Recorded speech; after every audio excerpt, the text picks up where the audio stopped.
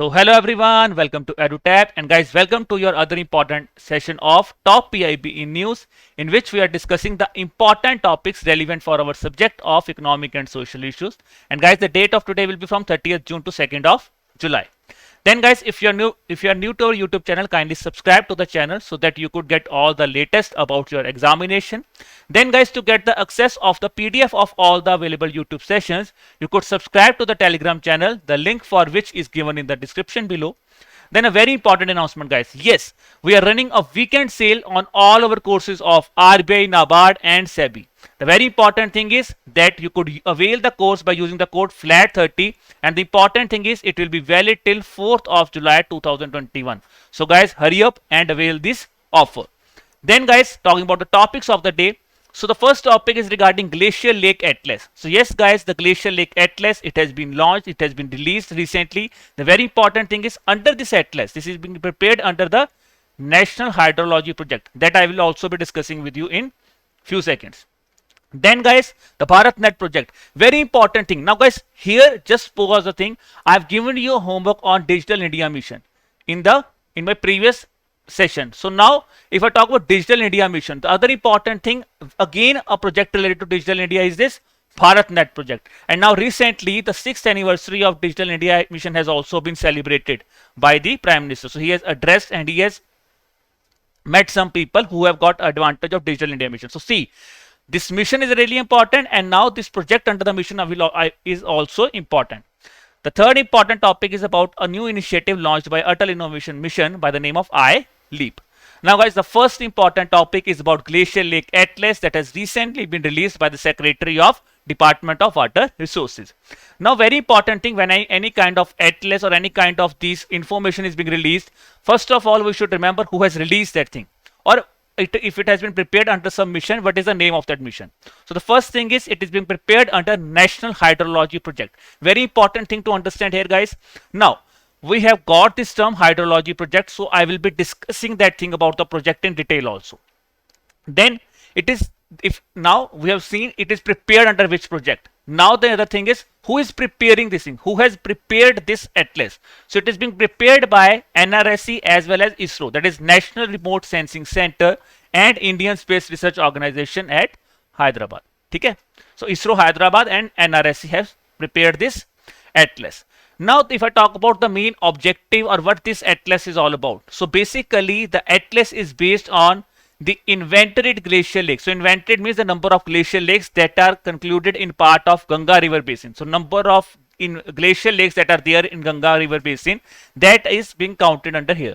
The important thing to remember for our examination is this data. Yes guys, this data is really important. I know the data heavy news is tough to remember, but these data are important for our examination. So catchment area of this atlas, according to this atlas of Ganga River, is around 2,47,109 square kilometer. When I talk about other important highlights of this atlas, the very important thing is the study covering the study portion. It covers not only Indian part, it covers the part of India and transboundary region. So guys, transboundary simply means if between two countries the river is passing through that area, it will be treated as transboundary area. So this is also being concluded under this atlas. The second important topic is the number of glacial lakes. So yes, earlier I have discussed about number of catchment area, the total catchment area of Ganga River Basin, that is around 2 lakh area. Now if I talk about number of glacial lakes, so it is accounting to 4,707. I know guys, this when you go through any kind of report, these kind of things are important for our examination, because generally the question are asked on this specific data. If you don't remember the exact data, but just have a basic idea that it is around 4,500 or 4,600, so that you could make a guesswork also in the examination. Then the total lake water area is spread around 20,685 hectare. The other important thing is guys, where this atlas is available, that is also been shared by the under this by the secretary. Very important thing, if I discuss with you, is this Bhuvan portal. So this Bhuvan portal, you should remember that Bhuvan, what is this Bhuvan portal all about? That is your homework of the day. Why I am saying that thing? Because Bhuvan portal is a very important portal for ISRO. The other important thing about the portal is the question could be asked to you in your GA section also, that Bhuvan portal is being the portal of which of the following organization, that is ISRO. Then is this WRI's portal and the National Hydrology Project. Now guys, for your fodder material, that is if you could use these kind of data in your essays also, and for your better interview preparation, you could use this fodder material that I've shared with you. Okay, then the other important additional thing that has been launched along with this atlas was this NHP Bhuvan portal. So what is this NHP Bhuvan portal all about? So it is being developed by NRSC. Yes, it is being developed by NRSC, and this portal is an additional portal that has been launched under the National Hydrology Project. When I talk about what is this portal all about, so basically it is a repository of information, which means the information will be collected in this portal about all the initiatives that NRSC is conducting. Now guys, a very important thing to understand in this all news was this National Hydrology Project. So yes, when I talk about this hydrology project, if I talk about the initial information, it is a joint initiative of Ministry of Jal Shakti along with World Bank. So World Bank has started this initiative by contributing to Ministry of Jal Shakti. It was launched in year 2016. Very important thing. So launching year for every initiative is very important, guys. Launching year, its aim and its objective are very much important. Then if I talk about this project, so when I talk about project at glance, very important things, grant will be provided under the project, that is 100% grant. So 100% grant signifies that it will be a central sector project. It will not be a centrally sponsored project. Why I am saying that thing? Because if the 100% grant is provided by center, then it will be a central sector scheme. When I talk about the grant as well as loan by the World Bank, because World Bank is also contributing here. So what World Bank will be doing is World Bank will be providing a loan of around US dollar 175 million under this specific project. Now when I talk about the total amount that has been allocated, so around 3,640 crore rupees were allocated for this hydrology project, and the duration of this project is around 8 years. When I talk about the objective of this program, guys, the objective of this program is mentioned here, that is it will be first of all focusing on water resource monitoring systems. Very much important thing, water resource monitoring system. Then water resource information system. So we could see Bhuvan app, it will be a repository system, NRSC. So that is information system, monitoring as well as information system. Then is the water resource operations and planning system. So planning system, this atlas is being done on the planning basis, atlas system. Then is the institutional capacity enhancement feature. So guys, this is the main important thing of National Hydrology Project. And if I talk about this project, now Ganga Atlas has been launched. Earlierly guys, under this specific project, the Indus Glacial Atlas has also been formed. So Indus Glacial Atlas was launched in the year December 2000. In the previous year, that is in December 2020, the Indus Glacial Atlas was published. Now the Ganga Glacial Atlas is published under this National Hydrology Project. Now guys, coming to the second topic of the day, that is about the BharatNet project. So recently what has been done in PIB is, what was the news was that Cabinet has approved the BharatNet implementation under the PPP model, that is public-private partnership model in 16 states. So if I talk about PPP model, it is very much important for your static portion. PPP model, what is this PPP model, what is P2P model? So these are important for static purpose. But when you see in your examinations, you will see that generally the questions are based on the current affairs. So this is where this model, it is a static portion, but now because the news is here on current affairs, there is a very high probability that a question could be asked on this project. Now when I talk about this project, so what will be done under this implementation model will, so now this BharatNet project will be extended to 3.61 lakh inhabited villages under this 16 states. So the inhabited villages, including Gram Panchayats, they will now be covered under the BharatNet project in this 16 states. So guys, the 16 states you don't have to remember. ठीक है, आपको वो सारे याद नहीं करनी 16 states. That is important. So you should remember only कितनी states है, 16 states हैं. Villages you should remember 3.61 lakh. The other important thing is what will be done here is now these private sectors, they will be coming forward for this project. So what they will do is they will be included in creation, upgradation, operation, maintenance as well as utilization of this BharatNet project.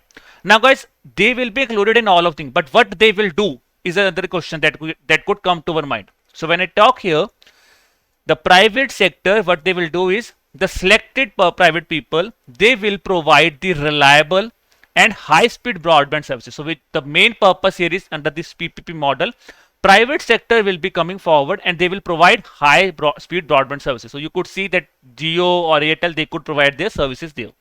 Then other important thing that has been mentioned is, so maximum viability gap funding. Yes, maximum viability gap funding for this model is around rupees 19,041 crores has been sanctioned by the government. So this is again important thing. Viability gap funding simply means the difference between the number of funding. Viability gap, if I explain to you, so simply is, guys, let's say A is investing in some project and we say that yes, if you suffer any kind of loss, I will pay you that thing. So for example, let's say rupees 100 has to be paid and rupees 100 is the total cost. So A has contributed 80 crores. So rest 20 rupees will be a VGF, viability gap funding. So this is the important thing here. Okay, so viability gap funding, again a static concept. See this is the important thing. Static concepts are being revised here. So you should remember what is viability gap funding, again a static concept that you should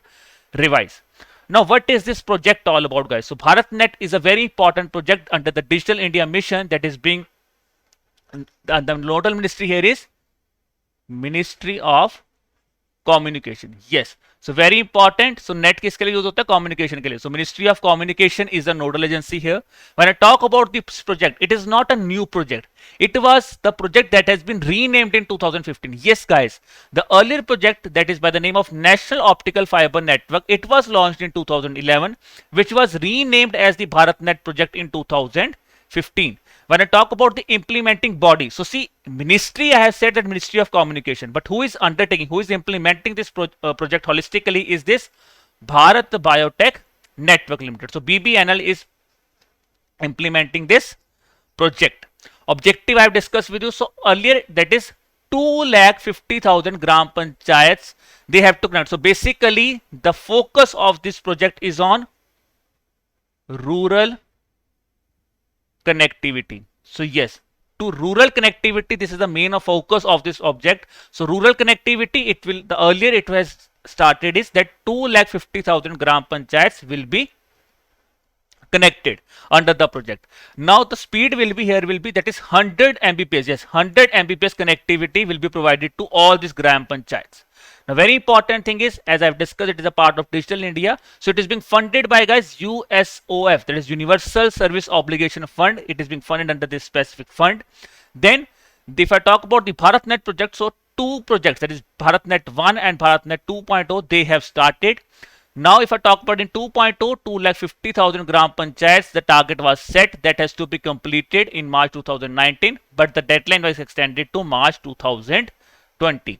Other important information that has been shared by the ministry is that the cabinet has also approved, cabinet has said that it has given the approval that all the inhabited villages in the country, yes, all the inhabited villages in the country, they have also started that these plans will be formulated so that all inhabited villages in the country could also be coming, could also come under, or this service of BharatNet could be extended to all these inhabited villages in India. So this is a main important thing about the BharatNet project. Now, guys, again, I have provided you a fodder material for this. Yes. So this is a very important thing, the expected outcome of this approval, that what will be the advantage of this BharatNet project. Why I'm saying that thing is because this thing you could use in your essays, in your interviews, as well as for your descriptive examination of RBI. So for RBI grade B, descriptive paper, these kind of information you could use. Or if I talk about this PPP model, what is the advantages of adopting PPP model? That so you could use anywhere, na? In your essays you could use, in your ESI paper you could use, and this information you could also use for your static portion. It doesn't mean that only the question is related to current affairs, you could use this information. If the question is related to your static portion also, and then it is talking about the PPP model, so you could use these kind of information as an advantage to.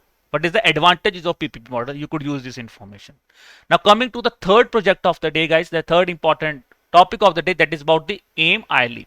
So recently the Atal Innovation Mission has concluded the first fintech cohort of Atal Innovation Mission iLeap.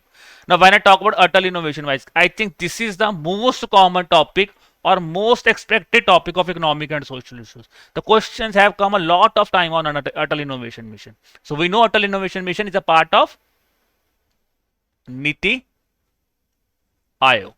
Now, what is there in news? So recently, guys, this the first fintech cohort. So fintech, again, see a topic of your RBI finance and management. Fintech, again a topic. So now see, this is what I'm saying. This current, the static topics you could also revise with your current topics. You could also make note on that thing. So fintech topic, if I talk about, so it is being organized as part of the Atal Innovation Mission ILEAP initiative with partnership with the startup Brazio and Visa. Now, what is this Atal Innovation Mission ILEAP initiative? So, when I talk about this initiative, first of all, what does this ILEAP stands for? So, ILEAP stands for Innovative Leadership for Entrepreneurial Agility and Profitability. So, this is the initiative that has been come. If I talk about the objective of this initiative, so objective is, guys, to invite the technology startups across a broad range of functions so that they could present solution to corporate leadership.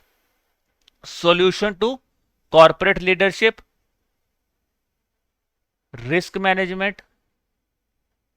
You could use that way also. You could use this information. Okay. Then for NABARD, it is again very much important that they could simply ask you about the objective of this Atal Innovation Mission ILEAP.